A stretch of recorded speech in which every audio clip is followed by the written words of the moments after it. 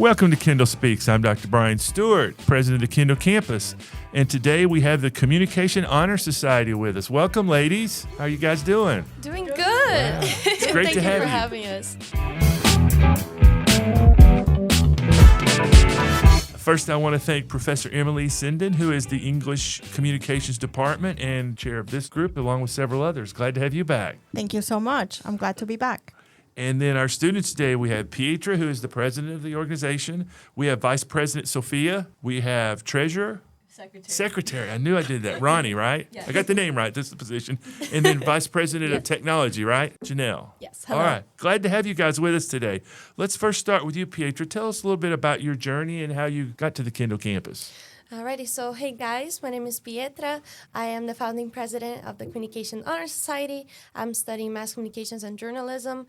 Well, for me, communications has always been a big part of my life. And so, I mean, the Kendall campus is an amazing campus. And I came here and it has an amazing journalism program, right? Amazing people. It does, yeah. So I just had to come here and bring my passion to it and make a difference. So, yes, that's why I'm here. We're glad to have you. Sophia, what about your journey? Okay, so my journey was a little bit more complicated. I actually was interested in communications because I have a huge passion for music.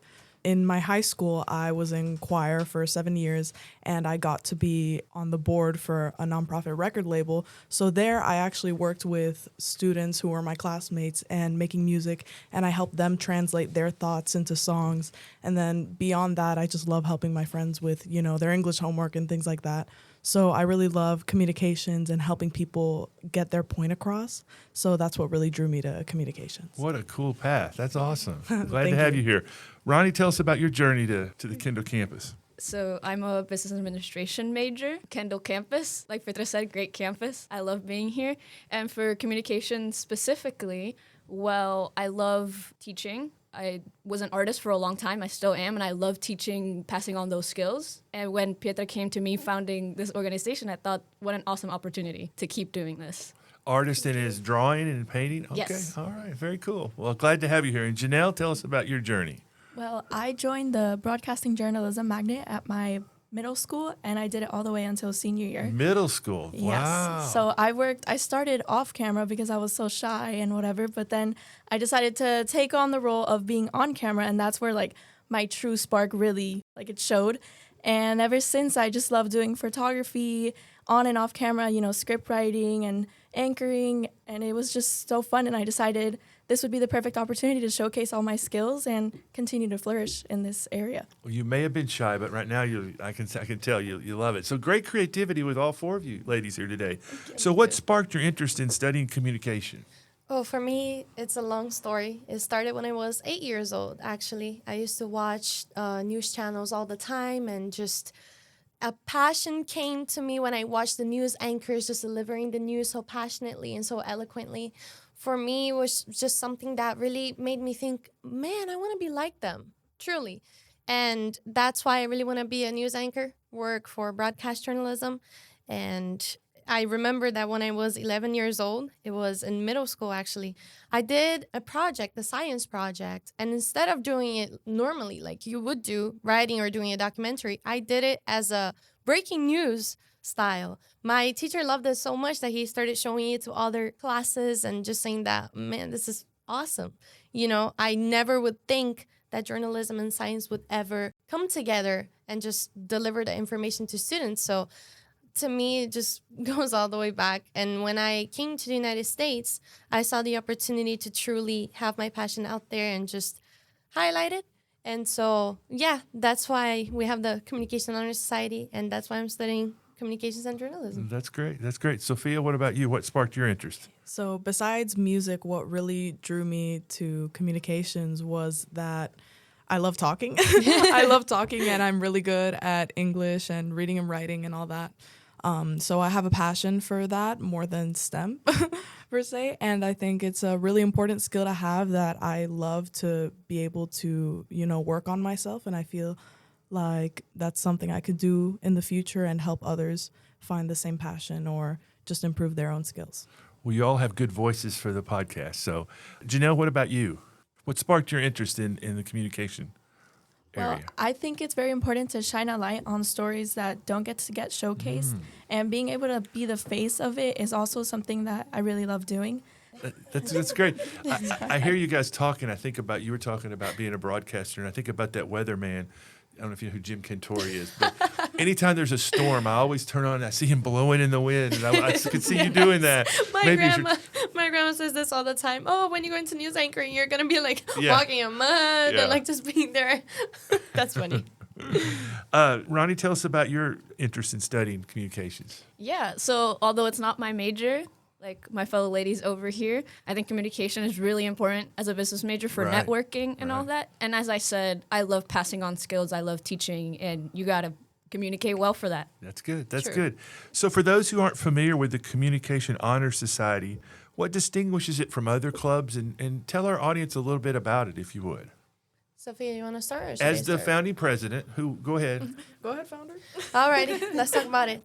Well, this is something that people misunderstand a lot.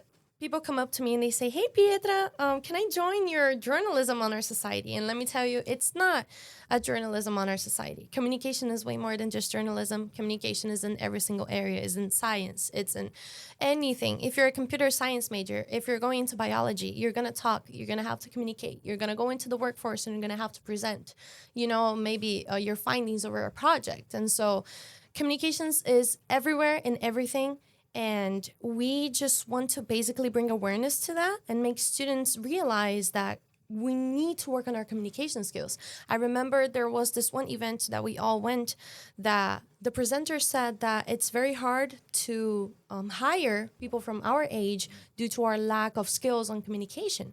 Maybe you are in a business and you solve a situation, but you don't tell anyone. How are people going to know that you did something, right? Or maybe you're presenting and you might be being super eloquent, but your body language isn't quite matching what you're saying. So, we just really want to teach students and make them the best communicators we can make them, right? So we have all of these activities and everything so they can practice. And yeah, I just hope that they become better communicators. They can present better. They can pass on their knowledge to people the way that they want it to be out there, right? If that makes any sense. So yeah, that's basically it. I just hope that students really learn with us and participate in our events and just be aware that communications is way more than just journalism and marketing. That's well said. A lot of employers talk about soft skills, and when they talk about soft skills, they're talking about communication. Mm-hmm. And so many people, I think about people that maybe are in AI and so used to the computer, but they have to communicate that. And so that, I think that's a good point. Any other thoughts on what makes this club so great? Yes. I wanted to add on that coming from a music background, what I realized or what I learned the most about communications comes from music because we've had music forever. And in the same way that cavemen did handprints and art on cave walls, we've always been communicators. So that's like just such a special thing to be able to do as humans. And yeah, I agree with everything Pietra said, that it's just a skill that I see many people struggle with, especially because of technology and things like that. So yes, go ahead. Another thing that I wanted to add is that it's a dying skill. More than 70% of employers look for this skill on everyone. It doesn't matter. Again, like I said, it doesn't matter your background. It doesn't matter where you're working with. We always communicate. We need to communicate. What we're doing right now is communicating. Right, I'm telling you my story. We're all telling our stories and just telling what our club is truly about. Without communication, this wouldn't be possible, right? This podcast is a way of communication. And so we have so many ways of communicating, but people don't really realize how important they are. So How do you ladies think COVID has impacted this communication? Oof. So I believe COVID really moved a lot of, when COVID started, I was just starting high school, so I missed a lot of the foundational, getting used to high school events, right? And a lot of people, I went to school in person as soon as I could, so I feel like I'm a little better off than some of my classmates were, because a lot of people spent their whole year online, not talking to anyone. I lost a few friends in COVID just because they didn't talk to me or we weren't seeing each other every day, so there was no communication. So I believe that COVID had a huge impact on how we communicate. how often we communicate, and yeah, it's just been bad a little bit. Do you girls want to add anything before I jump in? Yeah, I agree with Sophia. I think a lot of early socialization of people was missed. My sister was entering middle school, which is in some ways maybe even a bigger shift than middle school to high school, and it was rough. And she picked up on it in high school, and she's better off. She's into film. She's very good at communicating her ideas, but it was an uphill battle for sure. You know, academically, we're going to see this group of students who had to learn remotely, you know, and learn math and science. And you know, I think we talk about we're going to be in the history books for what we experienced in COVID, but I don't think we think about the socialization that COVID really impacted. And I think you've all hit that well. Professor Sendin, talk a little bit about what inspired you to be the advisor for the Communication Honor Society and what you hope students can gain from this club. So it was very hard to say no to a student with a creative and strong vision for offering a great service to our campus. I had already a commitment as founding advisor for the English Honor Society, a student publication, Story Bites, and the Feline Friends of MDC. So I was a bit apprehensive, but it was also very easy to say yes because Pietra had this incredible vision for what she wanted to bring to our campus, and I'm really all about empowering our students. So I think that this is why I said yes, but even though it's been very challenging, but very worthwhile as well, very rewarding. And we're building a legacy. We are the first National Communication Association Honor Society chapter at a community college. So how could you say no? In the state of Florida. How could you say no to that? Sorry, I'm a little slow on the picture. And Pietra, tell us our Greek letters. What's our Chi Alpha. Chi Alpha? Okay. Yes. All right. And are there other communication clubs in our college? Are we the only one, or do you know? I believe we're the only one in the history of Miami-Dade College. Okay. Yeah. And the history of Miami-Dade College, and as an honor society, in the history of the state of Florida. Yes. Oh, So- the first in the state of Florida. From the National Communication Association. Wow. Yes. As in a community college. Yes. So it's very exciting to see what they're doing. I wanted to go back a little bit to what you were saying about COVID from the professor perspective and the perspective of the classroom in the college environment. I know that for you guys in high school, it was a very different setting. But for me, I think it made my students better communicators because it forced them to engage in a different way. So when we were in the Zoom classroom, they had to turn on their cameras, they had to communicate with each other via other means to create their projects. I never stopped having team projects during COVID. So students created amazing Zoom programs where they're serving students in Nicaragua and Peru, tutoring because they couldn't be able to go into the communities locally and serve. So they were doing that in the Zoom environment, and they continue to do it today. Mm-hmm. Yeah, I think that's a good point. I think students did learn the Zoom world. That we didn't know really what Zoom was until 2020. But one of the things I've also, as we all went through that, more and more people wanted the face-to-face interaction. And I see people all the time on campus that say, I want to look that professor in the eyes. And so we could spend a whole podcast on COVID, but let's talk about the Communication Honor Society. What are some of the standout events and initiatives that you guys want to do this year?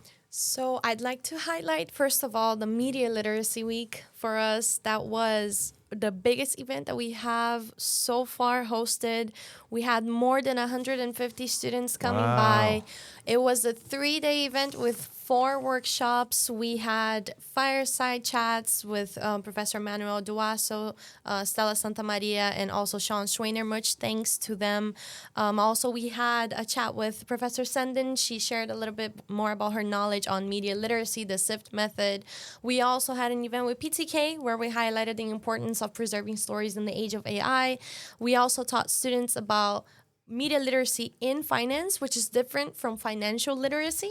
And so to me, it was an honor to be able to host those events and just make such an impact on campus. I saw students coming by and saying, hey, Pietra, I learned so much with this, and I was able to share so much with my peers. And that just warms my heart and makes me keep going. Janelle, what about you? What has impressed you? Well, I also took part in the Media Literacy Week, And I took part in the seminar chat with Professor Sendin, Ronnie, and Pietra. And it was really important for me to spread the knowledge that I had on this area to my peers on campus. So my favorite event that we've hosted so far has been the Let's Talk Minds event. Tell us about that. What is that about? It was a workshop that me and Pietra put together for Changemaker Week. And it was about mental health communication, more importantly. So I feel like a lot of people were able to learn how to handle and go into difficult conversations. For example, like helping your family and friends who are going through a rough time, or being able to communicate that you're having a rough time yourself, because so many people are shy or scared or just unable to communicate their feelings in a way that is understandable to the people that they love. So being able to put on this workshop, practicing scenarios and giving questions and tips and things like establishing boundaries, helping teach that I felt so important, not just for mass communications, but obviously for all of us, for everyone. So that was one of my favorite events that we've done, and I'm so proud to have been able to do it. I'd like to add on to what Sophia said. We had an 81.6% increase in mental health awareness, especially in communication. We had more than 40 students attending the events. I'd like to thank also Priya and Melissa from ISET and the Change-Making Committee for allowing us to do this. It was amazing, and until now, I have students coming up to me and saying, when are you guys going to host it again? Because we also provided them with a certificate on mental health awareness and also civic action points. So we not only taught about mental health, but we also created more civic engaged students. That's awesome. You did the mental health. That's another podcast we probably need to do because that's such a timely topic, I think. And I hate to go back to COVID again, but I think COVID kind of shine the light on that. That's true. Ronnie, were you going to jump in there? Yeah, that's actually a great jumping off point. They took a certificate that was completely online, and you two took it and made it in person, made it physical. Yeah. I think it made people so much more engaged and ready to take that information in. I attended the event last minute, and I didn't think I was going to be able to attend, but I'm so happy I was, and I did the certificate afterward, and your insights, the way you explained it, helped so much. And I know that was the same for everyone who attended. Thank you. Yeah, my students were part of both events. So they did 2 sessions, and my students loved it so much that they went ahead and got the certificate. So it really had an impact. And that's what makes it so wonderful. Yeah. You guys have talked a little bit about the impact you've had on students, but what about impact has it had on you and your leadership? Who wants to start? Well, I'll start. In high school, and one of the biggest reasons I didn't feel like I was comfortable pursuing music was because I was shy. I didn't like talking to strangers, actually. You guys all seem very, very good at it now. So Yeah. you may have been shy in the past, but you've Yeah. outgrown it, I would say. I loved talking to my friends, and like making new friends, but very slowly and surely. Now I feel like I can speak in front of a room of 1 million people and I'll be fine. So my leadership has definitely become, well, besides the improvement there in communications, obviously, my leadership has become more inclusive, I guess, and I've been able to develop even more skills besides communications that have to do with like talking to team members and maybe delegating work. That has been a huge help in college, and I know it's going to help me for the rest of my life and my career and everything I do. So I'm grateful for that. Yeah, just like Sophia, I also was able to be brought out of my shell. And in high school, I did these type of videos called Man on the Street, where I was able to just go up to anybody on the spot and ask a question. And that's really brought me out of my shell, made me the more personable, outgoing person I am now. And I've been able to bring that to the table to this Communication Honor Society, and I'm really excited to continue to do that. Maybe we need to have a lady on the street ask questions for Kendall Speaks. So you may have just talked yourself into a job. How much longer are you here at Kendall? 1 more semester. Oh, no. Should have got All that of sooner. us. Ronnie? Same here. I've always been pretty extroverted, but it gave me a great platform to, teach, which is what I love to do. And I find it so rewarding at events when we see like regulars, like people who keep coming back. That feels amazing. Yeah. Pietra? And I wanted to go last because for me, being able to truly teach people about my passion and put it out there is not only an honor but a pleasure. And to contribute with the Kendall campus community, just helping students and making them be more aware of how important communication is. I know I already stressed that a lot throughout this podcast, but again, it's such an important skill to have. And it's something that we need to cultivate, especially with the rise of AI. We need those real voices, those real stories. We need to be in reality here right now. We're having a moment that is not going to come back. We're having it recorded. And so for me, it's amazing to have students coming up to me and saying, I learned so much. I was able to share with my peers. There was this one student, his name is Emilio. He's from the club, and he said that he did his volunteering essay. It was a project for one of his classes about my story with the Communication Honor Society. And I started crying because to me, it's an honor to see that the impact that we're doing is so great. It's measurable and it's, exponential, right? Mm-hmm. And so to me, it's a pleasure and an honor, like I said again. You mentioned AI and technology. How do you ladies think communication skills are evolving in the world today with digital media changing and technology and AI?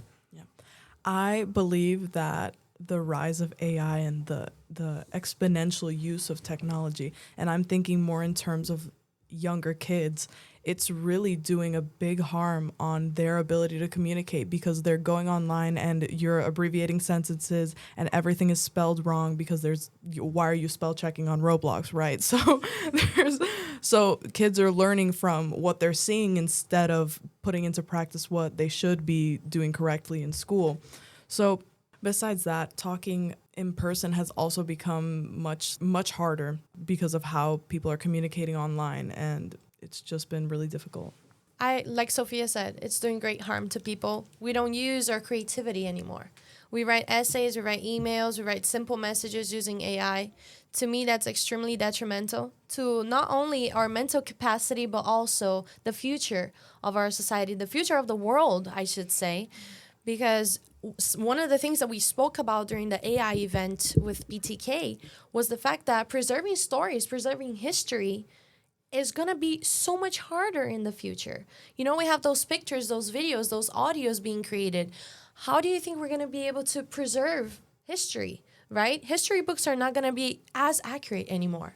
Yeah, I just wanted to add that also means that what we're saying is also losing meaning. And True. How are you going to believe the stories that you're reading on the internet if anything can be generated with AI? Exactly. So yeah, our event was so important because it called to attention the significance and also the meaning of being a human and being able to share your truth, And also the fact that we're losing trust in media, we're losing trust in people, politicians. This is really bad, and people don't really understand. I see many people, of course, AI has many great things to it. It helps so many people, but we need to look at the dark side of it, and that's something that it's a conversation we must have. Professor Sendin, from the faculty perspective, talk a little bit about in the classroom. How do you as a professor make sure that we're giving our students the skills that they need? Because that's a really difficult thing and maybe a hard one to answer. It is. Well, one of the things that I implemented this semester actually is having them write in class. So I want to be able to see that there's competency in their writing skills besides the way that they interact with AI. I do tell them that they could use AI for certain things, and I explained how that process is and to document their engagement with AI, because one of the things that I'm seeing is that they could have like 100% AI reports that Turnitin gives to us, and then they come to me and they're like, but I did this, I did this, I did that, and then we engage in a dialogue. But for me, I don't think that it's realistic to completely say no to AI because it's part of our world and we need to engage with it and embrace it. But at the same time, I want my students to have critical thinking skills. I want them to have their own problem solving skills. I don't want them to ask a chat box, how do I solve this problem?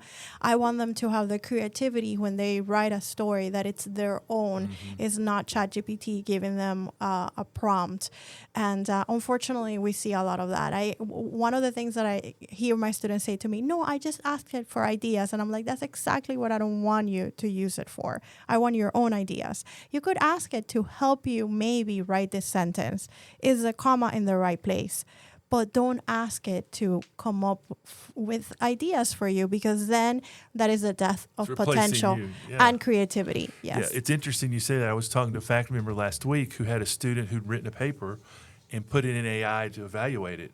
Well, then when the professor got the paper and sent it in AI, guess what? It was already in AI.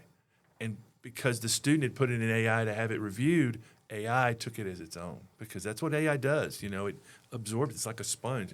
I don't know if you were too young for Star Trek, but there were a lot of episodes. You're Star Trek good, Sophia? And I can think about things absorbing things, and that's kind of what AI is doing. All right, let's have a fun question. Let's go around the table, and we'll start with Janelle. Who in the Honor Society is most likely to be a famous broadcaster, journalist, influencer? What do you think? Anywhere you want to take it. Well, I would say Pietra is most likely to be a journalist because Okay. since a young age, her spark and creativity has been there. And I'm so excited to see what she does with her passion, to be honest. Thank you.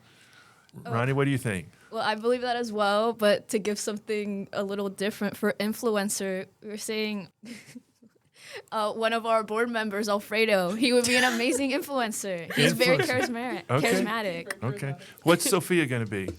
Ooh, I think that we could broadcast together. Broadcast? Okay. Yes, I was thinking this earlier. Okay.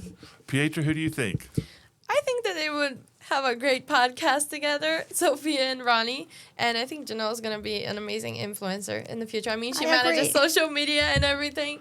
So I feel like she would be a great influencer. As for journalist, I don't know. Maybe Alfredo or something. We keep bringing up joking. Alfredo, even though he isn't here. But I need to meet him, it Yeah. sounds like. he's very charismatic, but he's very He like is. chill. He's very chill. I do have to say Pietra and Sofia also have great chemistry when they did the mental health Be Well, right? Let's Talk Minds. Let's talk minds. All the entire presentation, they had like this great back and forth. Rapport. Yes, and it was like really engaging. We were not bored, and Thank you. they did like the transitions between what they were saying in a really well done professional way. So I think it's really great. I think that Pietra will be a broadcast journalist, and I see Janelle as an influencer. Okay. All Thank right. you, Miss Sendin. We got some talent in the room. We're going to have an alumni meeting in 5 years to see where these ladies are. Let's go around the table on this. If you could replace all the textbooks with one TV show or movie that teaches communication skills, what would it be? We'll start with Sophia. Okay, so I'm gonna go ahead and say my favorite show that I rewatch every year, The Good Place. Okay. Yeah. I think they took it off Netflix, but it's been on there for a while. The but- star of that show, I can't think of her name. What is her name? Kristen Bell. Kristen Yes, Bell. Kristen Bell. Yes, thank you. Love her. Yeah. Yeah, that's just my favorite show. It's very, very heartwarming, I feel very wholesome, and very beautiful. It talks a lot about different philosophies and how to be a good person, quote unquote. And I just believe it's really beautiful because of how each character communicates with each other. It's a comedy show, but it's very, it gets to the real deep moments. And I've cried a few times. So Okay. That's a very good show. Pietra, what do you think?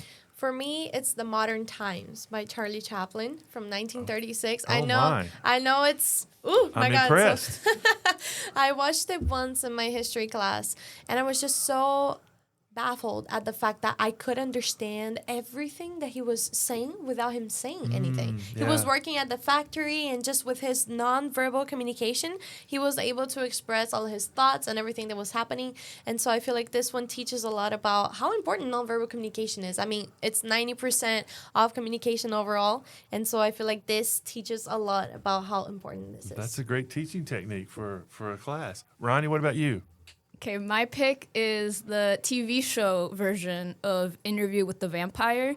You get to see how this guy from like the 1930s to modern day evolves his relationships and how he communicates to the people and the world around him as it's changing. I think it's really beautiful. That's great. All right, Janelle, what's your choice? So along with the nonverbal communication, I would say my favorite movie, Ratatouille.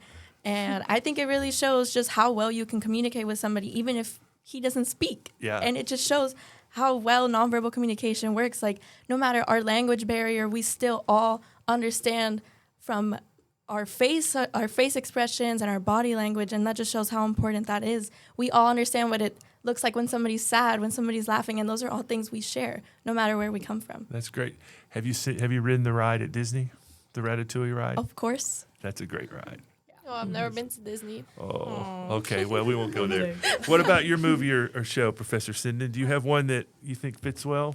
I'm going to give you a comedy and a drama. So for comedy, Ted Lasso. Love that show. Yes, I think it's inspirational. Have you watched that? No. Oh, guys, Yeah. so good. Yeah, it's on Apple TV Plus. It's so good. I mean, like, it already ended, but it was my No, favorite. they're doing a new season. Oh, they are? So I have to stop you. We have not watched the last 2 episodes because we like to watch it right before the next one starts. So I'm up to the last 2 episodes of the last season. It is so good. Oh, my I feel goodness. so sorry. Talk about a show that makes you cry for him at times. Yes, but it's so relatable. It is. And I think it resonates with so many people. And you don't have to like football or soccer, whatever you call it, in which side of the world you're Yeah, in, that's a great point. to actually enjoy this show. It's a bonus if you enjoy soccer. And then the other one, it's an all-time, it's an oldie, it's Lost. And that's a show, it was at some point the most watched TV show in the world. And it still remains today. I was just checking online and it says in 2024, there was like a resurgence of viewership again. And I've taught that course in leadership courses that I teach for the Honors College. I've taught it in communication, in literature courses, because that show is just like, it has all of these components that teach people how to communicate well and what to avoid when communication actually fails. So those are my 2 favorites. Yes. Some great shows there. Maybe we need to have a class where we all talk about our shows and then show a clip or an episode of each of their favorite shows. So I love TV and I love movies, but that's for another podcast. All right, last question for you guys. So now that you guys have been a part of this club for part of the semester and we're going into the spring semester, look into your crystal ball and tell our audience, A, what you like to see happen in the next semester, and then what would encourage them to continue your legacy on, to continue this club after you guys have moved on. I know it's a difficult question. You want to start, Pietra, as the current leader of this group? Yes. So, as for future things that we want to do, I'm working on a partnership with ISET and the Change Making Committee to really spread the Let's Talk Minds event that we had. They were so astonished as to the results that we had that we really want to spread that out. Another thing is, of course, continue to host events. I really want to do big events. Like I say to Professor Sandy all the time, and she's like, big events? Yes. I want to do like full weeks of events as well, just like the Media Literacy Week.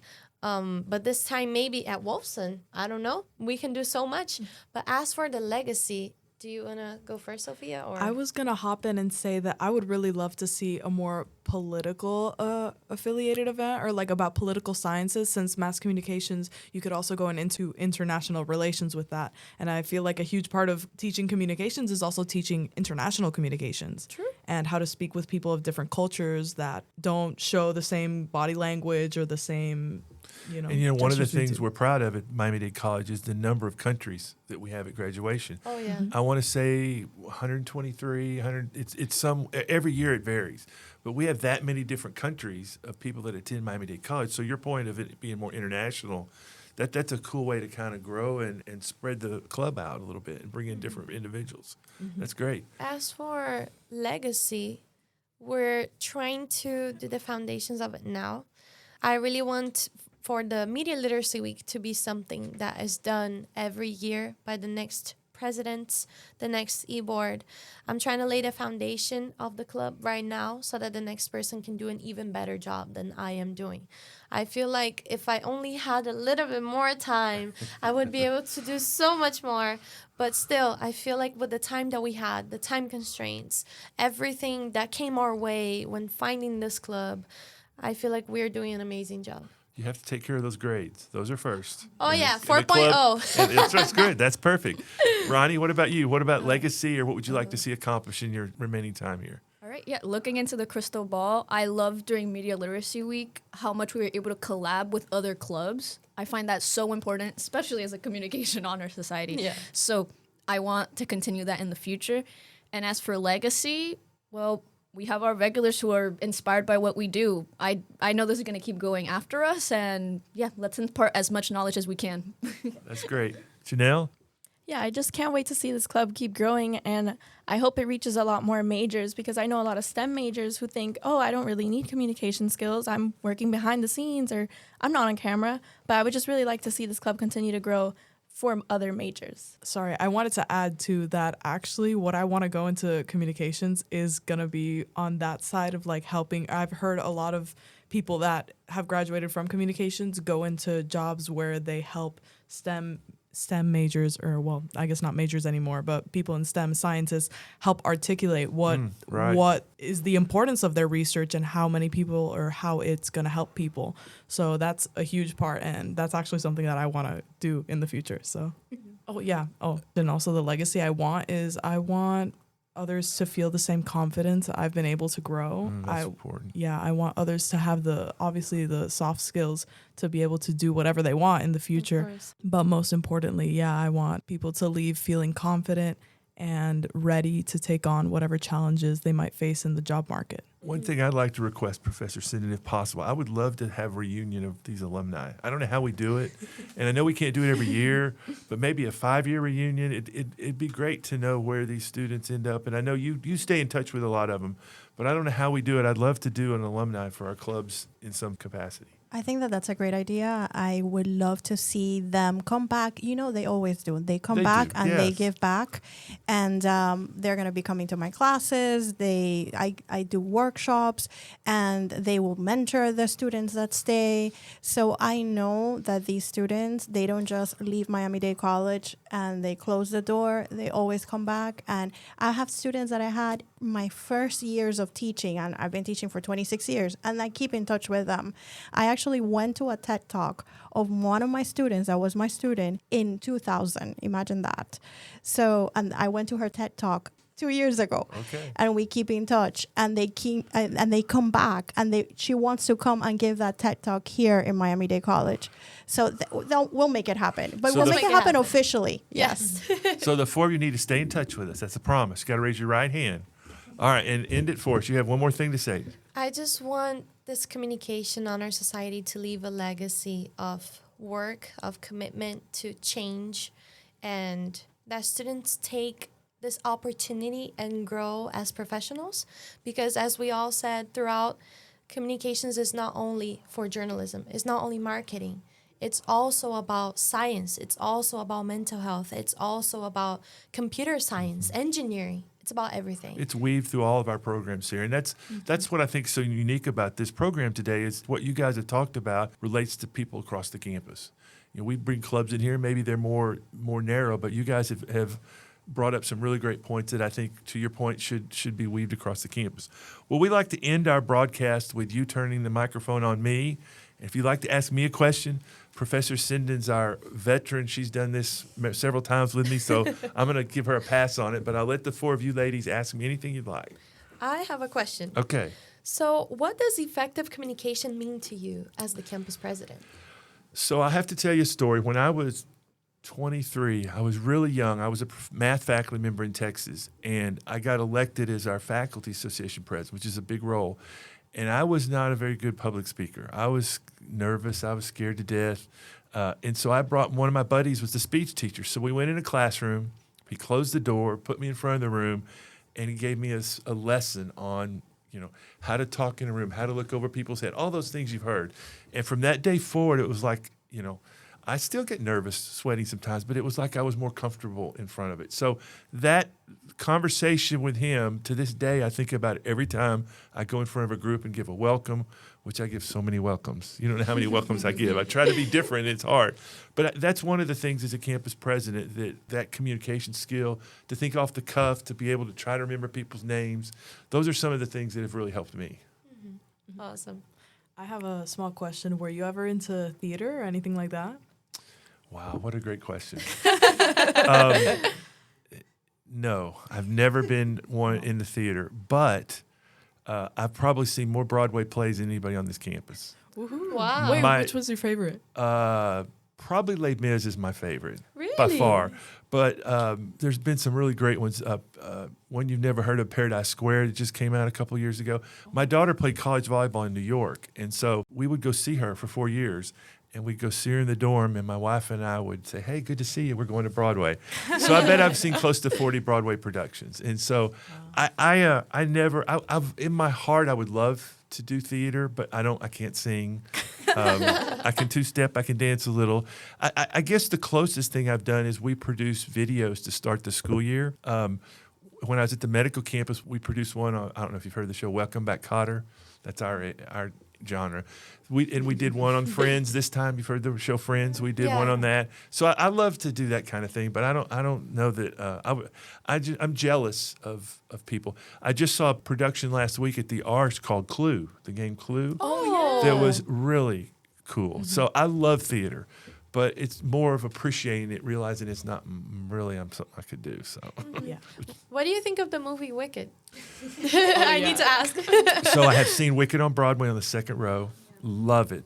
I have not seen the current movie because I wanted to see them back to back. And so we're going to see them over the holiday. I can't wait to see it. I've heard people love the first one. People don't like Yeah, the second one. mixed opinions. But So to me, good. it's a story. And I've seen Wicked on Broadway, and then I saw a traveling production of it. And it is just a great production. I can't wait to watch the movie. You won't regret. It's amazing. Yeah, the music, Yeah. I know every word. So. All right, Ronnie, what do you got for me? All right, this starts a bit more as a comment, but from the story you just told for Pietra's question, I found the humility that you have to go to someone and be like, hey, I'm an important person, but I understand that I need to learn more about speaking, about public speaking or communication in general.